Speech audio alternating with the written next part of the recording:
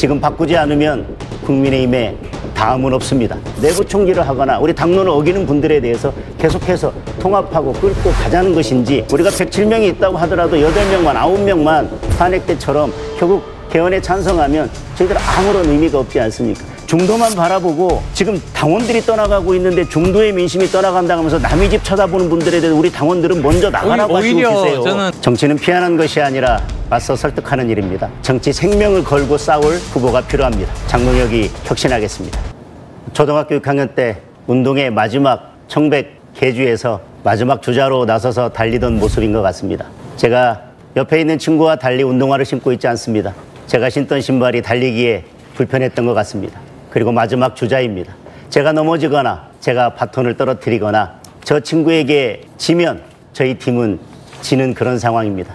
제 다음에는 다음 주자가 없습니다. 국민의힘이 지금 그렇습니다. 지금 바꾸지 않으면 국민의힘에 다음은 없습니다. 국민의힘의 다음을 위해서 제가 혁신하겠습니다. 예열 차원에서요, 저희 제작진이 미리 이 네 분의 각 후보 측에 상대 토론자 관련 질문들을 미리 받았습니다. 상대가 아파할 질문들을 생각보다 더 뼈아픈 질문들을 저에게 많이 보내주셨더라고요. 질문을 부탁해 앵커가 대신 묻는 순서, 먼저 저거 좀 눈이 많이 치셨어요. 장동혁 후보입니다. 제가 있는 그대로 읽어드리겠습니다. 장동혁 후보께서는 계엄 해제안에 찬성표를 던진 뒤에는 이후 계몽령을 주장했습니다. 어느 것이 진짜 장동혁 후보입니까? 저는 우선 사실관계부터 바로 잡아야 될 것 같습니다.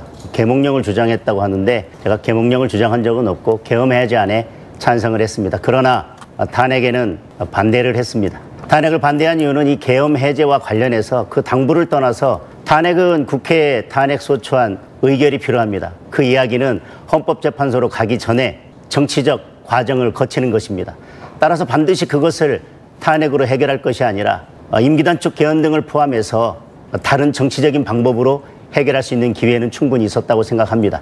그리고 지금 계몽령을 주장하는 분들에 대해서 그분들이 마치 모든 계엄을 찬성하고 옹호하는 것처럼 말씀하시는데, 계몽령의 진짜 뜻은 계엄 이후에 그것이 잘못됐다 하더라도 국민들이 알지 못했던 여러 가지 문제점들에 대해서, 그리고 대통령께서 하시고 싶었던 주장들에 대해서 새롭게 알게 되었다는 뜻입니다. 주도권 토론입니다. 이 주도권을 쥐인 후보는요, 적어도 2명에게는 질문을 해야 합니다. 질문은 1분 이내로 부탁을 드리고요. 이제부터 장동혁 후보부터 주도권 토론을 시작하겠습니다. 시간은 9분입니다. 먼저 김문수 후보께 질문을 드리겠습니다. 당의 통합을 강조하셨는데, 저는 우리 국민의힘의 혁신을 하려면 저는 계엄 그때로부터 시작돼야 된다고 생각합니다. 헌법재판소에서도 분명하게 결정문에 쓴 것처럼 계엄의 수단, 그다음에 균형성, 적절성에 대해서는 헌법재판소도 인정하지 않았지만 더불어민주당의 입법 폭거, 의회 폭거는 인정을 했습니다. 그런데 그런 더불어민주당에게만 책임 있는 게 아니라 우리 국민의힘도 더불어민주당과 제대로 싸우지 못하고, 그리고 대통령의 국정 운영을 돕지 못한 책임이 있습니다. 그리고 탄핵으로 갔을 때 당론으로 탄핵 반대를 정했지만 우리 국민의힘 의원들이 하나로 뭉치지 못해서 저희는 우리 당원들이 뽑아주신 대통령을 2번이나 탄핵시키는, 우리 스스로 탄핵의 문을 여는 그런 결과를 맞이했습니다. 그럼에도 불구하고 김문수 후보께서는 내부 총질을 하거나 우리 당론을 어기는 분들에 대해서 계속해서 통합하고 끌고 가자는 것인지 묻고 싶습니다. 탄핵으로 인해서 우리 당이 2번이나 우리가 뽑았던 대통령을 잃어버렸습니다. 임기도 못 마치고 구속되시고 또 많은 고초를 겪고, 지금 또 고초를 겪고 계시고 온갖 인권 탄압을 당하고 그건 알겠습니다. 그래서 앞으로도 내부 총질하는 분들, 그래서 결국에는 우리 당의 의원 숫자는 채우고 있지만 결국 표결할 때는 우리 당에 전혀 도움이 되지 않는 분들, 반복적으로 그러는 분들을 어떻게 하겠는지에 대한 답변만 명확하게 해주시면 좋겠습니다. 저는 당헌 당규에 따라서 문제가 되는 분들, 당론을 위반하고 이런 분들에 대해서는 반드시 그 당시에 즉시 조치를 하겠습니다. 그러나 지금 이미 지나가서 상당한 시간이 지난 다음에 과거를 계속 파헤쳐서 서로 싸우면은 이 당이 분열이 돼서 결국은 개헌 저지선이 무너지고 또 이재명 독재를 도와주는. 자, 개헌 저지선에 대해서 말씀하시니까 묻겠습니다. 우리가 숫자를 107명을 가지고 있다고 해서 개헌 저지선을 막을 수 있는 것이 아닙니다. 그분들이 탄핵 때처럼 결국은 개헌 찬성을 한다면 우리 당은 숫자만 107명이지 결국 개헌을 막아낼 수 없을 것입니다. 또 하나는 개헌은 최종적으로는 국민투표에 의해서 결정이 됩니다. 따라서 우리가 막지 못한다 하더라도 결국 국민들께서 최후의 보루가 되어 주실 것입니다. 따라서 숫자만 107명을 가지고 자꾸 개헌 저지선을 말씀하시는 것은 저는 우리 탄핵 정국에 비추어 봤을 때 현실적인 말씀이 아니라고 생각합니다. 이에 대한 말씀을 좀 해주십시오. 예, 개헌 저지선은 100석을 무조건 유지를 하는데 지금 자칫하면은 이 의석이 중요하지 않다, 국민투표가 있지 않느냐 이러는데 국민투표를 해서 개헌이 저지되기는 어렵고요. 우리 국민의힘이 제1야당으로서 확고한 신념을 가지고 이 개헌을 이재명 독재 정권의 장기 집권을 막아야 되는데 그래서 말씀드리는 겁니다. 네. 확고한 신념을 가지고 107명이 단일 대우로 가면 좋겠지만 탄핵 정국에서처럼 우리 내부 분열 그리고 우리 당론을 따르지 않는 분들이 계속해서 남아있다면 결국은 개헌 저지선을 지키지 못할 것입니다. 우리가 107명이 있다고 하더라도 8명만 9명만 탄핵 때처럼 결국 개헌에 찬성하면 저희들 아무런 의미가 없지 않습니까? 그런 분들을 어떻게 정확하게 처리하고 당을 하나로 단일 대우로 묶어 가겠냐는 말씀을 묻고 있습니다. 저는 그래서 무조건 잘라내고 징계하는 것이 아니라 일단은 공개적인 토론을 하고요. 또 그 부분에 대해서 당헌 당규상으로 문제가 있는 부분에 대해서는 엄격하게 처벌하도록 그렇게 하겠습니다. 그래서 당헌 당규에 알겠습니다. 거기까지 듣겠습니다. 위배되는 부분은 안철수 후보님께 여쭙겠습니다. 저에 대해서 자꾸 극우다 이렇게 말씀하시는데 안철수 의원님께서 저에 대해서 극우라고 말씀하시는 몇 가지 사례 기준, 아니면 어떤 행동에 대해서 좀 구체적으로 말씀을 해주셨으면 좋겠습니다. 저는 극우라는 그런 표현을 쓴 기억이 없습니다. 왜냐하면 지금 일어나고 있는 이 사태는 이념적인 것이 아닙니다. 오히려 극좌나 극우나 다 같이 할 수 있는 그런 일들에 대해서 그러면 안철수 후보께서 극단적인 저에 대해서 결국은 저희가 우파인데 극단적으로 행동하고 있다면 결국 그게 극우라는 표현 아니겠습니까? 말만 돌렸지. 그러면 저에 대해서 당을 나가라라고 하시는 이유 중에 가장 큰 게 어떤 건지 좀 말씀을 해 주십시오. 저는 당을 나가려고 한 기억은 없습니다. 오히려 후보님께서 뭐라고 할까요? 전시라고 하겠습니다. 안철수 후보님께 전시와 함께 한다는 그것에서 문제를 안철수 후보님께 묻겠습니다. 자, 지금 그러면 제가 당론을 따르고 당론에 따라서 탄핵 반대한 것이 잘못됐다고 생각하십니까? 당론에 따라서 탄핵을 반대한 것은 저는 잘못이라고 생각하지 않습니다. 자, 두 번째, 그러면 공수처의 수사권 없는 수사를 항의하기 위해서 문제점을 지적하기 위해서 관저 앞에 나갔던 것이 잘못됐다고 생각을 하십니까? 그것도 저는 그렇게 생각하지 않습니다. 자, 그러면 헌법재판소가 탄핵 심판을 하면서 방어권이 제대로 보장되지 않고 적법 절차를 지키지 않는다는 것을 이야기하기 위해서 헌재 앞에 가서 예를 들면 시위를 하거나 그러한 주장을 했던 것도 지금 잘못됐다고 생각을 하십니까? 아니, 그렇지 않죠.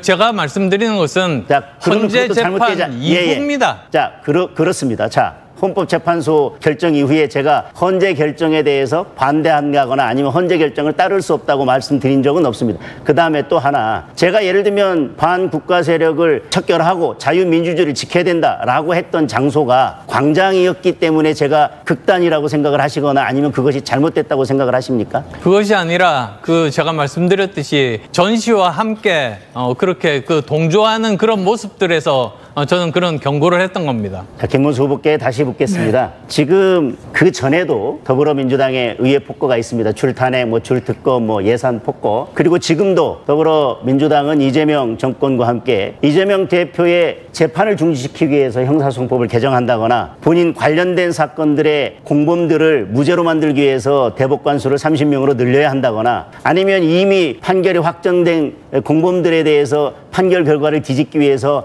헌법재판소로 사건을 가져가서 사심을 해야 된다라거나 여러 가지 지금 주장을 하고 있고 이미 법원에 재판이 중지돼 있습니다. 이런 것들이 헌법 질서를 파괴한다고 생각하지는 않으십니까? 파괴할 정도가 아니라 이거는 세계 역사상 유례없는 범죄자 이재명 집단이 오히려 사법부를 뒤흔드는 폭거 중에 폭거고 이건 역사상 유례없는. 그러면 개헌 이전에 줄탄핵, 줄특검 그리고 예산 폭거 이런 것들은 헌법 질서를 파괴하거나 또는 의회 민주주의의 기본을 흔드는 일이라고 생각하지는 않으셨습니까? 흔들어서 지금 이 나라를 엉망으로 만들어 놓고 전 세계가 대한민국 민주주의 무너진다고 보고 있죠. 헌법재판소법 제55조에 의하면 정당이 헌법 질서나 이런 기본 질서에 위배될 때는 정부가 국무회의를 거쳐서 정당 해산 심판을 할 수 있도록 되어 있습니다. 그러면 그 당시에 그러한 민주당의 줄탄핵, 줄특검, 의회 폭거, 예산 폭거 그리고 윤석열 정권을 끌어내리기 위해서 대해서 여러 법안들을 자기들 입맛에만 맞는 법안들을 일방적으로 밀어붙이는 이런 의협 폭거에 대해서 이것은 헌법 질서를 훼손하거나 의회 민주주의의 기본을 흔드는 것이기 때문에 정부에서 위헌정당 해산 심판을 제기해야 되겠다, 이런 조언을 하거나 그런 의견을 한 번이라도 말씀해 보신 적이 있으십니까? 뭐 저는 이야기도 물론 하지만은 민주당의 폭거 이런 부분에 대해서는 제가 절대로 국무위원으로서 국무회의에 참석하셨으니까 네. 이렇게 계엄이라는 사태까지 오지 않도록 그런 민주당의 폭거에 대해서 결국은 헌법재판소에서 위헌정당 심판 사유가 되는지는 법률적으로 판단하겠지만, 그래도 정부가 이래서는 도저히 정권을 운영할 수가 없고 이러한 의회 폭거는 있을 수 없다라고 해서 한번 위헌정당 해산 심판을 제기해야 된다라고 국무회의에서 공식적인 의견을 제시한 적이 있으신지 묻습니다. 꼭 위헌정당 해산을 청구한다 이런 것보다도 이 민주당의 이런 부분에 대해서 우리는 계속 거부권 행사도 하고 계속 문제를 제기하기도 경고를 했습니다.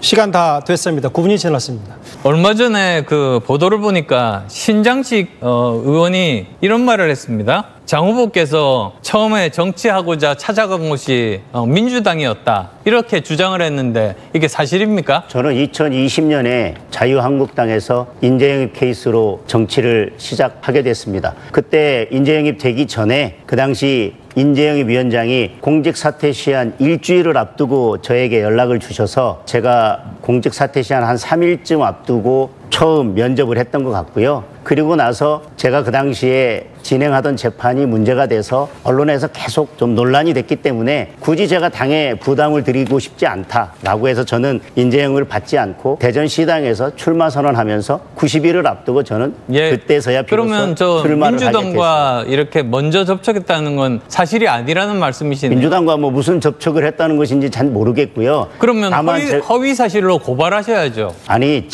여지껏 제가 무슨 일이 있을 때마다 그 일일이 다 저는 허위사실로 고발하는 사람도 아니고요. 그런 거에서 일일이 대응할 필요도 없다고 생각합니다. 제 경험으로 말씀드리면 아니, 저는 이런 것들은 계속 이렇게 퍼져나갑니다. 아니, 저는 그게 민주당 수법입니다. 아니, 저는 뭐 그 이후에도 뭐 지금 유튜브에서 저를 악의적으로 공격하는 사람들이 얼마나 많습니까? 그렇지만 저는 그거 일일이 대응하거나 그거에 대해서 일일이 고발하거나 그런 조치는 하고 있지 않습니다. 장 후보께서는 윤어게인이라고 생각하십니까? 저는 윤어게인이라고 지금 물으시는데 저는 여러 차례 유튜브나 언론 인터뷰에서 말씀을 드렸습니다. 윤어게인 주장하시는 분들의 여러 주장 중에서 그분들이 가장 맨 앞에 내세우고 있는 주장은 딱 한 가지입니다.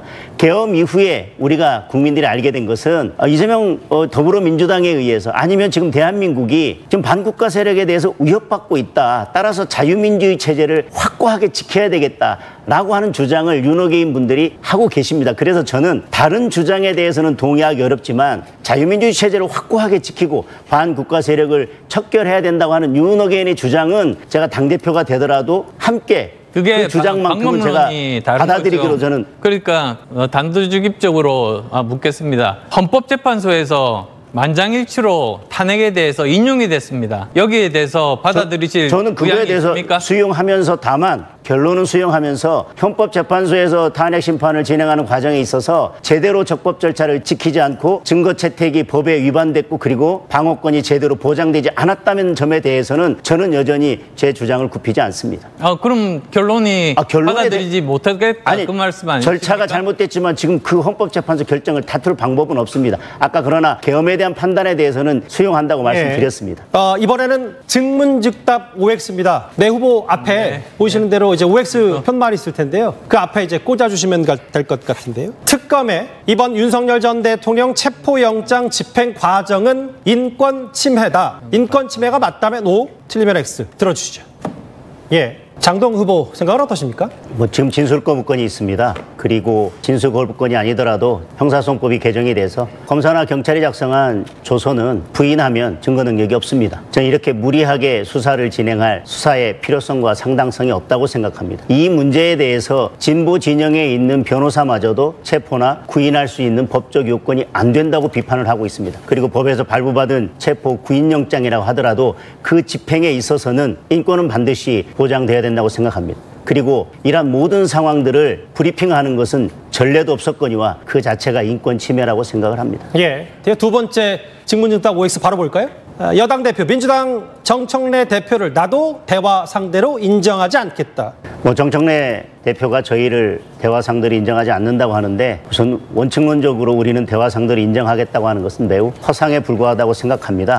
저는 지금 거대 여당과 협상이 가능하고 협치가 가능하려면 힘의 균형을 이뤄야 된다고 생각합니다. 107석밖에 안 되는 저희가 힘의 균형을 이룬다는 것은 국민의 즉 민심의 힘을 저희들 107석 위에 얹어야 되는데 저는 그것은 저희들이 지지율이 올라갈 때 가능하다고 생각합니다. 야당으로서 이재명 정부를 제대로 견제하고 여당을 제대로 견제할 때 국민들의 마음이 저희한테 얹어질 거고 그때서야 협상이 가능할 것입니다. 예. 이제 마지막 증문집합 OX 문제입니다. 내년 지방선거 공천은 완전 국민 경선제로 하겠다. 당대표가 된다면요? 내년 지방선거를 말씀하셨기 때문에 저는 반대합니다. 완전 국민경선 상향식 공천의 허점은 그것이 다른 것과 보완적인 대책이 마련되지 않는다면 그건 결국은 기득권에게 유리하거나 결국 인지도 높은 사람에게 유리한 방식일 수밖에 없다는 것입니다. 젊은 인재를 발굴해서 육성하고 그분들을 계속 당직을 맡기면서 제대로 싸울 수 있는 분들로 만들고 그들이 경선할 때 진입장벽을 대폭 낮추는 등의 조치가 없이 지금 당장 완전 국민경선 상향식 공천을 한다면 결국은 그 결과는 기득권에게 유리한 인지도 높은 사람만 득을 보는 결과가 될 것입니다. 두 번째 주도권 토론으로 가볼게요. 이번에는 6분입니다. 6분. 첫 번째 토론과 주도권 토론 방식은 같고요. 다만 이번에는 주도권을 쥔 후보가 한 명의 후보에게만 질문할 수 있는 1대1 토론도 가능하니까요. 여러분들의 참고를 해주시면 되겠습니다. 바로 안철수 후보부터 주도권을 쥐겠습니다. 장동혁 후보께 묻겠습니다. 지금 현재 아까 뭐라고 하셨습니까? 아까 그렇게 말씀하시지 않았습니까? 윤호개인 아니라고 하셨죠? 제가 윤호개인은 아닙니다. 예. 다만 윤호개인의 주장 중에서 근데 왜 저 친길 후보라고 그렇게 불리십니까? 저를 윤호개인으로 부르거나 친길 후보로 부르는 것은 다른 후보님들이나 언론에서 그렇게 부르는 것이지 제가 친길이다, 제가 윤호개인이다, 제가 그런 말씀드린 적 한 번도 없습니다. 윤호개인 주장 중에서 이런 것은 내가 함께 가겠다. 그리고 전한길 씨의 입당에 대해서 나가라 마라 이런 논쟁에 대해서 아니 함께 싸웠던 분들이면 그중에서 우리가 받아들일 수 없는 주장이 있다면 이건 당의 공식적인 입장으로 받아들이기는 어렵지만 그러나 그분들과 이러이러한 점에서는 함께 싸워 나가겠다고 하는 게 그 부분에 많다. 대해서 본인이 말했다고 제가 말씀드리는 게 아닙니다. 네. 하시는 행동을 보고 많은 사람들이 언론이 그렇게 평가를 하는 거죠. 그러니까 제가 어떤 말을 하는지 그리고 제 취지가 어떤 건지 정확하게 그 내용 전체를 보지 않고 언론이 프레임을 씌워서 공격하는 거야 제가 뭐라고 하겠습니까? 그건 언론의 공격이지요. 당대표 되면 윤 대통령 면회가시겠다고 했는데요. 네. 그러면 뭐 당대표 자격으로 면회를 한다는 겁니까? 아니면 뭐 최고위 당협위원장들께도 공고할 겁니까?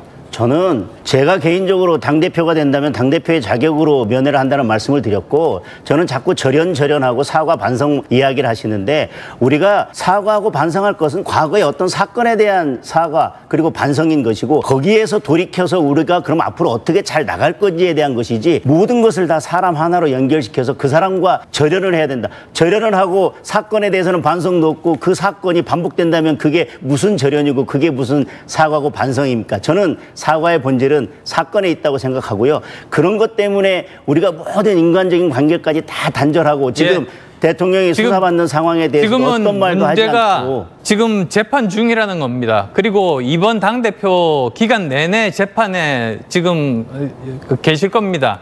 그런 상황에서 이렇게 만나는 것 자체가 저는 오히려 당에 해가 된다고 말씀드리는 겁니다. 저는 재판 중이라 하더라도 재판이 잘못되거나 수사가 잘못된 거에 대해서는 대통령도 국민의 한 사람입니다. 그에 대해서는 우리 당이 목소리 낼 수 있다고 생각합니다. 재판 잘못됐는데 어떻게 알죠? 예, 시간 다 됐습니다. 장 후보님 시작하실까요? 우리 안철수 후보님께 질문을 드리겠습니다. 아까 특검에 대해서는 특검 연장을 막는 게 지금 중요하다 이렇게 말씀하셨고 또 출석 요구에 대해서 이게 정치적 특검이고 이거 무리한 수사다라고 말씀을 하셨는데 사실 안철수 후보께서 총선 전까지는 대통령과 하나로 가야 된다 이렇게 말씀을 하시다가 총선이 끝나자마자 최혜병 특검부터 해서 우리 당으로 공격이 들어오는 특검들에 대해서 계속 찬성 입장을 밝히시고 결국 특검들에 대해서 계속 찬성을 해오셨습니다. 지금 그 거의 거짓말이십니다. 그런가요? 정확하게 대부분 그러면 대부분의 경우에 네. 당론을 따랐고 예. 두 번밖에 자, 거기와 다르게 그럼- 제 소신을 밝힌 그러면 것밖에 이제 없습니다. 이번 세 개 특검에 대해서는 찬성을 하셨습니까? 이번 특검에 대해서는 찬성했죠. 자, 그러면 이렇게 특검을 찬성하면 결국 특검이 정치 특검으로 변질돼서 이렇게 무리하게 칼날을 휘두르고 우리를 결국은 무리하게 수사하고 이렇게 의원실, 의원들 자택, 사무실, 지역 사무실까지 이렇게 무리하게 수사할 거라는 것을 모르시고 저희들이 그렇기 때문에 특검의 수사는 안 된다라고 반대했던 건데 그걸 지금 모르시고 그러면 이 세 개 특검에 더 찬성을 하신 겁니까? 그렇지 않습니다. 저는 그거 알았습니다. 그렇지만 어떻게 해서든 이 특검을 빨리 끝내야 된다. 빨리 털어야지 우리가 내년 지방선거를 제대로 치를 수 있다. 그 마음에 저는 그렇게 지방선거를 생각합니다. 제대로 치르기 위해서 특검을 찬성하셨다고 했는데 그런데 결국은 조건이 있습니다. 그것은 범죄 혐의가 있는 수사에 대해서는 협조를 하되 그것이 오히려 정치 탄압에 대한 부분 같으면 저는 결사적으로 가장 반대합니다. 큰 문제는 특검은 그렇게 원칙적으로 움직이지 않는다는 겁니다. 결국은 여지껏 우리는 많은 특검을 봐왔지만 정치 특검이 돼서 무리하게 수사를 하고 결국은 이 특검 더불어민주당이 여당임에도 불구하고 정권을 가져갔음에도 불구하고 특검을 이렇게 세 개나 통과시켜서 밀어붙이고 있는 것은 내년 지방선거를 이 특검 정국으로 결국은 이렇게 계속 저희들을 수사하면서 공격하고 그리고 내년 지방선거가 되면 이 수사 결과를 발표하면서 무리하게 브리핑을 하고 언론에 공개를 하면서 그러니까 결국은 내년 지방선거 내년까지 연장되지 않게 170일 내에 끝나게 하는 게 우리의 목표가 돼야 된다고 말씀드립니다. 그런데 지금 우리가 거부권도 없는 상황에서 그동안 계속 특검 통과된다, 특검 통과된다 그렇게 말씀하셨는데 지금 저희들이 사실상 현실적으로 막아낼 대책도 없으면서 내년 지방선거까지는 안 가도록 한다. 결국은 지방선거까지 민주당은 계속 이걸 어떻게든 끌고 가려고 하고 결국은 내년 지방선거로 해서 특검을 만든 것이고 이 무리한 특검의 수사 결과를 가지고 다음 총선까지 정당 해산까지 무리하게 끌고 가서 다음 총선까지 어떤 식으로든 이 특검과 저는 그렇게 내란 생각하지 해상 않습니다. 전공으로 끌고 가려고 하는 오히려 건데 제가 당대표가 된다면 이 국민들 마음이 제일 중요합니다. 우리가 국회에서 숫자도 작고 그리고 대통령 거부권도 없습니다. 그럼 우리가 기댈 곳은 국민 민심입니다. 저희 국민의힘에 그래서 정말 의원님 제 주주가 국민의힘이 기둥도 무너지고 지붕도 다 내려앉고 결국은 아무것도 남지 않았는데 당원들 다 없고 우리 국민의힘이 다 사라졌는데 국민만 바라보고 간다고 하시면 도대체 지금 그렇지 않습니다. 오히려 저희들이 명분 있게 움직이면 국민들 민심을 얻을 수 있다고 보고 오히려 만약에 수사가 다 끝났는데도 무리하게 특검을 연장한다면 그건 오히려 역풍을 불 겁니다. 저는 이 특검 자체가 결국은 여당이 검찰, 모든 경찰 권력을 다 가지고 있으면서도 이렇게 특검을 추진한 것은 무리한 정치 특검을 이용해서 내년 지방선거까지 가려고 하는 거지. 지금 그렇게 우리가 국민 본다 그러면서 결국은 우리 당원들은 쳐다보지 않고 아까 조경태 의원님 뭐라고 말씀하셨냐면 국민들께서 나가라고 하니까 혁신대상 4명이 맞다고 그러는데 당원들은 오히려 당원들 보지 않고 중도만 바라보고 지금 당원들이 떠나가고 있는데 중도의 민심이 떠나간다고 하면서 남의 집 쳐다보는 분들에 대해서 우리 당원들은 먼저 나가라고 하시고 계세요. 저는 당원들은 오히려 그런 분들 보고 먼저 나가라고 하신다고요. 겁니다. 저는 이렇게 국민분들 특검이 우리가 원하는 대로 국민들이 바라는 대로 적법 절차에 따라서 아주 수사를 공정하게 해줄 거라고 믿고 특검에 찬성해야 된다고 저는 그렇지 계속 않습니다. 주장하셨던 안철수 의원님께서 저는 그렇게 주장한 적 없습니다. 그렇게 거짓말하시는 겁니다. 특검에 대해서 계속 찬성 입장을 표결에는 어떻게 하셨든지 간에 제일 처음 부른 사람이 저 아닙니까? 저는 거기에 단호하게 반대했습니다. 그렇게 특검을 그 이유가 그 특검이 결국은 정치적인 목적으로 그 범위를 넓히려고 하는 그 의도를 간파했기 때문입니다. 저는 특검 통과되기 전에 그 정치적으로 알지 못했다고 하는 거에 경악스럽고요. 그렇게 피의자도 아니고 그냥 제가 안다고 말씀드렸는데 피의자도 아니고 참고인으로 출석 요구한 거에 대해서 갑자기 나와가지고 야 이런 정치 경찰이 어떻게 된 거냐라고 말씀하시면서 오히려 제가 그 말을 했기 때문에 내가 특검을 용기 있게 막아내겠다 많은 사람들이 말씀하시는데 거기에 대해서 거부할 수 있었던 겁니다. 저는 지금 특검에 대해서 말씀하시는 거나 태도가 이해할 수 없고요. 이런 정치 특검이 결국은 정치적인 수사를 하고 국민의힘을 망가뜨리고 선거를 어떻게든 특검 전국으로 끌고 가려고 했던 것 때문에 저희들이 반대했던 것입니다. 국회의원으로서 특검 몇 번 못 보셨죠? 저는 여러 번 봤습니다. 사선 의원이니까. 네, 시간 다 됐습니다. 마지막으로 김문수 후보가 주도권을 쥐게 되겠습니다.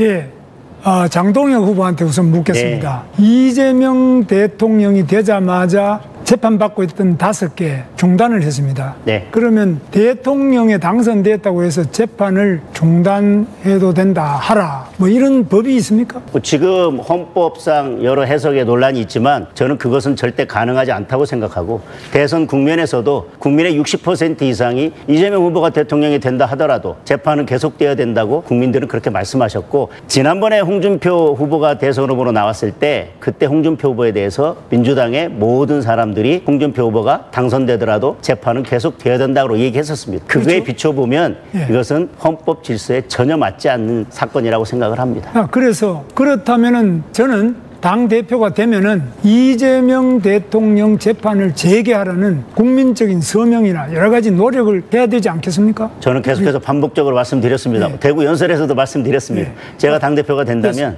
이재명 대통령을 재판장에 바로 다시 세우겠다. 그리고 형사소송법을 통과시켜서 재판을 법으로 중지시킨다면 헌법재판소에서 헌법소원을 제기해서 그 법을 위헌으로 만들겠다. 좋습니다. 사랑하는 국민 여러분 그리고 당원 동지 여러분, 정치는 피하는 것이 아니라 맞서 설득하는 일입니다. 국민의힘은 늘 피하기 바쁩니다. 밖에서 총소리가 들리면 안으로 총을 쏘기 시작합니다. 국민의힘을 단일 대우 정당으로 만들어서 제대로 싸우는 정당으로 만들겠습니다. 정치 생명을 연장하는 것이 아니라 정치 생명을 걸고 싸울 후보가 필요합니다. 장동혁이 혁신하겠습니다. 감사합니다. 예.